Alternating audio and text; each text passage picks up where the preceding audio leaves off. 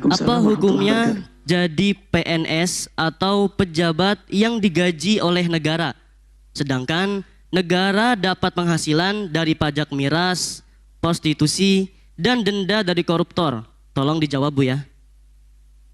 Baik, pemerintah memang ada pajak dari miras, kemudian denda koruptor dan sebagainya, tapi juga ada dari tambang, ada macam-macam. Nah, artinya tidak semua adalah barang haram. Sehingga jika tidak semuanya haram, atau bisa kita katakan mayoritas atau umumnya, kebanyakan bukan dari harta yang haram, artinya tidak bisa kita katakan haram, hei hamba Allah. Jadi gaji pegawai negeri tidak bisa kita katakan haram. Kalau dalam urusan berhati-hati, itu babnya beda. Orang bisa ikhtiyat berhati-hati, nggak boleh diterapkan kepada semua orang. Ada semua orang tidak bisa mengambil dari harta negara dan sebagainya, karena banyak begini. Itu urusanmu pribadi. Nggak usah kamu keluar-keluar. Pribadi itu sangat pribadi antara dia dan Allah. Mungkin satu orang tidak mengambil dari, anggap saja sebagian pondok pesantren yang nggak mau dengan harta negara. Itu sangat pribadi antara dia dengan Allah. Nggak usah terus, astagfirullahaladzim, duit negara, saya nggak mau. Ngapain harus teriak-teriak begitu? Biasa aja. Nggak perlu action kita dalam urusan begitu. Urusan warak pribadi antara kita dengan Allah. Kalau memang tidak mau, sudah tidak mau. Kenapa? Khawatir ada sesuatu. Nah, Anda orang yang berhati-hati, ikhtiyat, sah. Tapi tidak semua orang Anda perintah, Anda ikut seperti itu. Selagi itu tidak haram mutlak, tidak utuh, tidak bisa kita katakan haram. Tidak bisa kita katakan haram. Nah, seperti itu. Yang jelas tidak bisa kita katakan haram. Seperti itu, apalagi harus jerepayahnya. Apakah nanti lalu halal atau tidak? Memang kalau harta subhat tidak bisa dikatakan haram, tidak bisa dikatakan halal. Cuman harta negara kan bukan mayoritas hartanya haram. Jadi gaji pegawai negeri bisa nyekolahkan anak, bisa alim, insya Allah. Seperti itu. Yang hasil nyuri itu, ngerampok, korupsi, itulah yang harus kita.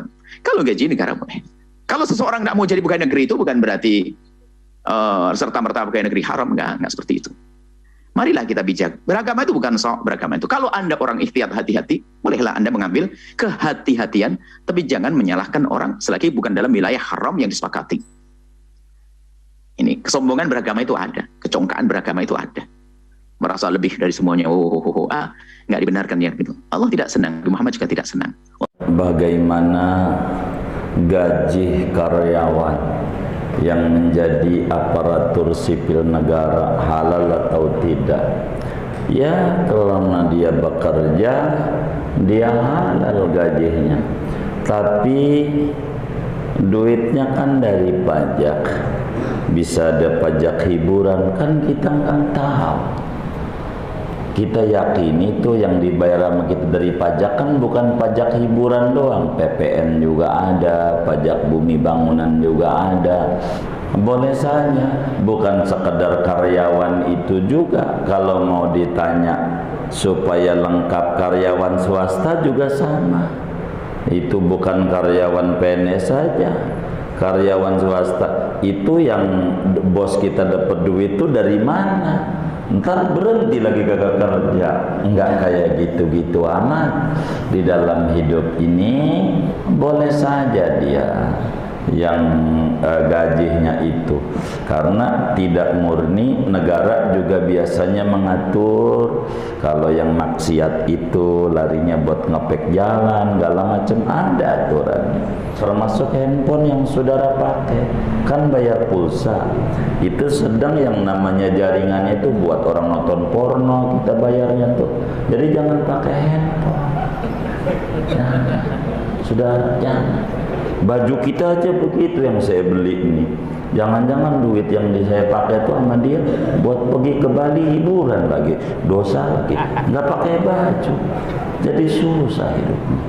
Jadi kalau belum sesuatu tuh yang tidak yakin, jangan dibikin kita jadi bingung. Al yaqinu la yuzalu bisyak. Keyakinan itu tidak bisa dilengsarkan adanya keraguan. Jadi nggak apa-apa dia. Jangan sampai kita mengata gaji PNS haram, tapi waktu dibagi mau dia. Mana orangnya kan jadi repot. Enggak apa-apa kalau selama dia bekerja dengan benar, yang dia makan adalah gaji dia, bukan hasil korupsi dan segala macam. Kan al halalu bayyin wal haramu bayyin. Yang halal udah jelas, yang haram sudah jelas, yang enggak jelas wa bainahuma umurun mustabihatun la ya'lamuhunna katsirun minan nas. Enggak apa-apa dia. Sama listrik yang kita pakai nih, negara beli batu baranya dari mana duitnya ya? Jangan-jangan dari pajak-pajak prostitusi juga. Terharam lagi kita nggak bisa sholat ngaji. Susah yang kayak gitu. Kayaknya tinggalnya di hutan. Jadi enggak usah terlalu dalam-dalam, kata Imam Ghazali, kecuali kita yakini itu barang yang dikasih jelas-jelas ini gua dapet duit dari korupsi, gua bagi lo. Nah itu mah jangan. Nyata barang kayak begitu aja, biar kita jangan bingung. Kurang lebih demikian. Enggak apa-apa orang kerja selama tidak ada penyimpangan dari aturan-aturan syariat yang diatur oleh Habibuna Muhammad sallallahu alaihi wa alihi wasallam. Kemudian daripada itu, apa yang pertama itu? Menceraikan istri atas permintaan ibunya. Kenapa tuh? Kurang baik. Jadi bagaimana seorang suami yang menceraikan istrinya tanpa disuruh ibunya, dia mencerai boleh aja asal bininya dia gitu. Asal bininya dia, apalagi disuruh oleh ibunya. Temennya kayak nggak mesti ibunya, tetangganya kayak. Asal dia adalah istrinya lalu dia mencerai. Ini bagaimana? Sayyidina Umar pun pernah begitu kepada Sayyidina Abdullah bin Umar.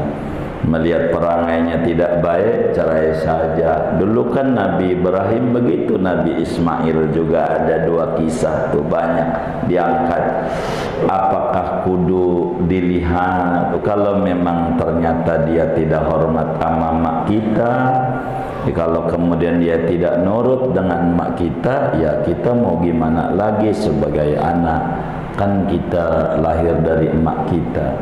Apakah wajib dituruti perintah emak pada bagian itu? Dilihat. Karena enggak baik sama emak kita itu subjektif. Harus dilihat dulu enggak baiknya bagaimana. Jangan dulu dia dibagi duit, sekarang minta enggak ngasih lalu dikata enggak baik. Kan harus dilihat dulu ya kan. Kalimat baik dan tidak baik ini kan masih belum jelas. Ala kulli hal, bagaimana seorang suami atau seorang anak menceraikan istrinya ketika orang tuanya tidak mau? Ya tinggal dilihat manfaat dan madarat.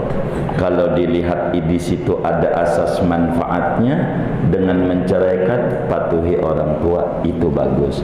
Tapi kalau kemudian di situ tidak ada, hanya karena bukan enggak ibadah, bukan mencuri, tukang mabok, hanya karena satu dan lain hal, lalu kemudian orang tuanya begitu, pelan-pelan kita atur, kita didik supaya kita beri pengertian, supaya yang tadinya bengkok menjadi lurus adanya. Dilihat sajalah yang kayak begitu sebagai anak begitu. Karena kan nanti kita juga menjadi orang tua harus bijak.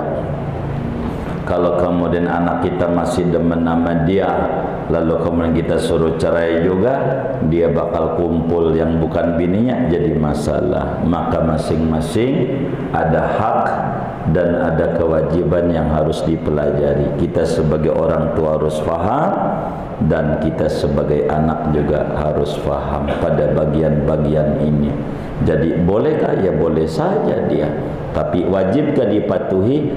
Agama mentafsil itu. Tidak mesti harus dipatuhi, harus dilihat dulu pada bagian apa ini. Perangai ini begitu yang kemudian enggak patuh sama orang tua kita begitu, kan harus dilihat dulu. Kita sebagai suami harus bisa menimbang-nimbang lah dari apa yang ada. Kurang lebih barangkali demikian yang mampu saya jawab. Wallahu a'lam. Dengan bagaimana hukumnya ketika pakaian kita terkena najis, lalu kita masukkan ke dalam mesin cuci, dan yang selanjutnya status pakaian yang sudah ada di mesin cuci itu seperti apa? Jadi ini namanya cara nyuci ya. Jadi pakaian kita yang ada najisnya, bukan kotor nih, najis seperti kencing, ompol, ditaruh di mesin cuci dengan sendirinya. Ketika air yang di mesin cuci tidak mencapai 2 kula, otomatis menjadi najis adanya. Sebagaimana pada awal-awal kajian tentang air najis itu ada 2. Yang pertama adalah air sedikit terkena najis meski tidak berubah, itu air jadi najis. Kayak tadi yang di mesin cuci, air sedikit itu kurang dari 216 liter, artinya sedikit. Bila air itu di mesin cuci itu ada 200 liter enggak ya? Enggak ada. Maka dengan kena celana yang ada ompolnya, otomatis najis, mau berubah mau tidak. Yang kedua adalah air najis itu air banyak terkena najis dan berubah, seperti kolam renang terkena bangkai, bau airnya semua, bau jadinya, maka otomatis jadi najis gara-gara berubah. Kalau enggak, mau enggak, ada orang nyebur kolam renang lalu dia kencing, mana malamnya makan pete 7 papan, tahu kagak yang punya. Ada enggak yang kayak begitu tuh? Saya curiga nyengir-nyengir ini airnya enggak berubah, enggak najis, enggak. Pantas airnya rada sari-sari, ya kayak begitu dah.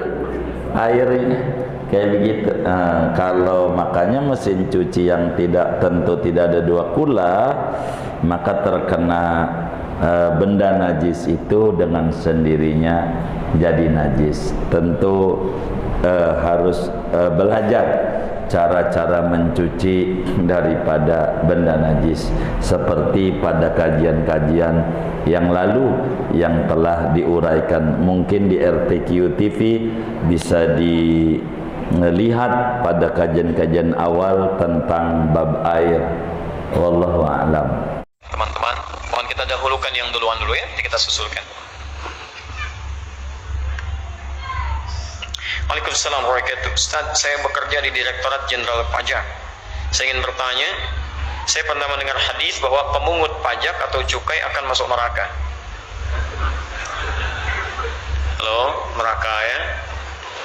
Awas, hati-hati. Bagaimanakah maksud dari hadis tersebut, Ustaz? Saya tanya pada antum mendengar hadis atau terjemahan hadis? Karena Nabi itu nggak bisa bahasa Indonesia. Nabi tidak bisa bahasa Indonesia. Nabi itu bisanya bahasa Arab yang fasih. Antum mendengar hadis, bahasa hadisnya pemungut pajak atau cukai akan masuk neraka. Dari mana antum mendapatkan hadis bahasa Indonesia? Ini terjemahan hadis namanya. Kalau antum ingin bicara hadis, maka mesti mengembalikan kepada hadisnya. Abu Dawud nomor hadis 2937. Lihat kalimatnya, la yadkhulul jannata sahibal maqsi. La yadkhulul jannata sahibal maqsi. Itu nama hadisnya. Dan hadis ini selalu dikaitkan dengan pertanyaan yang dimaksudkan. Lihat cara menerjemahkannya. Kata Imam An-Nawawi rahimahullah ketika menjelaskan hadis ini dalam syarah Sahih Muslim, beliau katakan wal maqsu.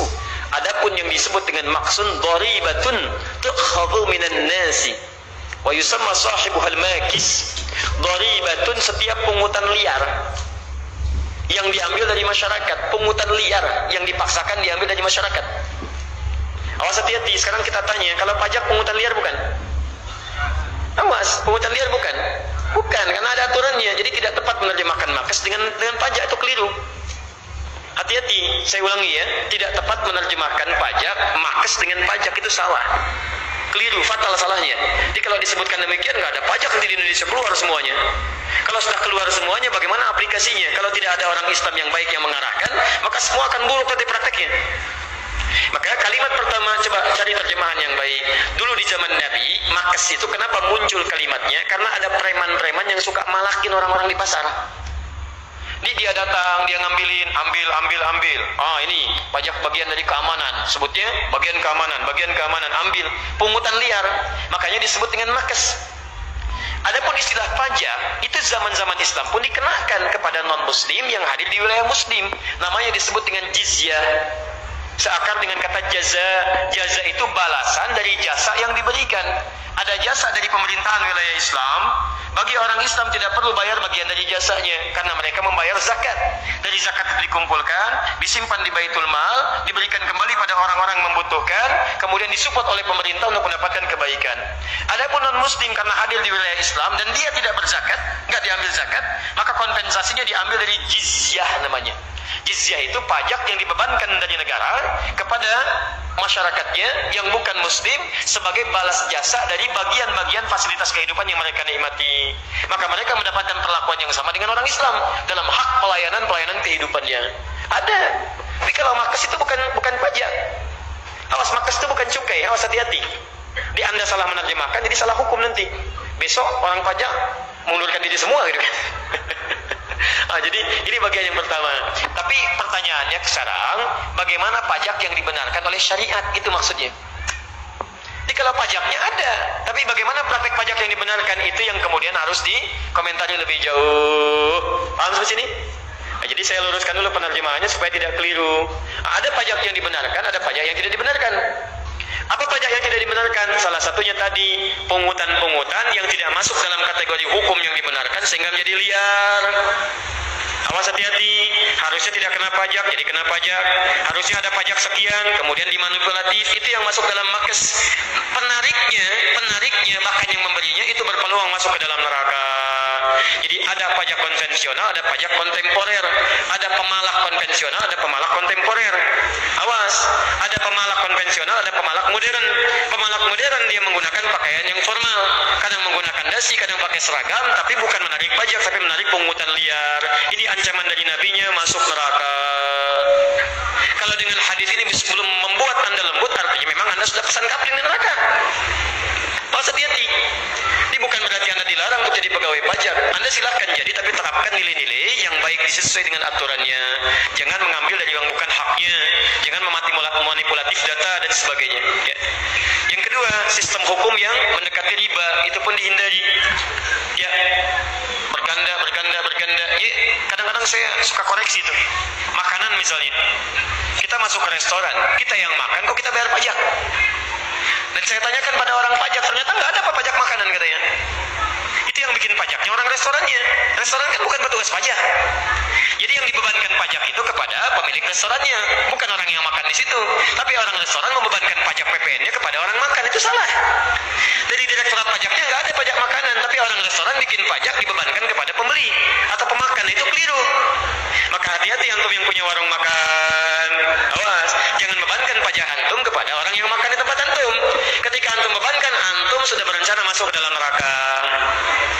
Awas, hati-hati. Yang punya Alfamart, Indomaret, awas, begitu beli PPN 10%. Siapa yang kasih PPN? Di negara tidak ada aturan itu. Jadi kalau antum cantumkan sendiri, antum yang bikin-bikin. Awas, hati-hati. Itu yang disebut dengan sahibul makes. Sahibul makes.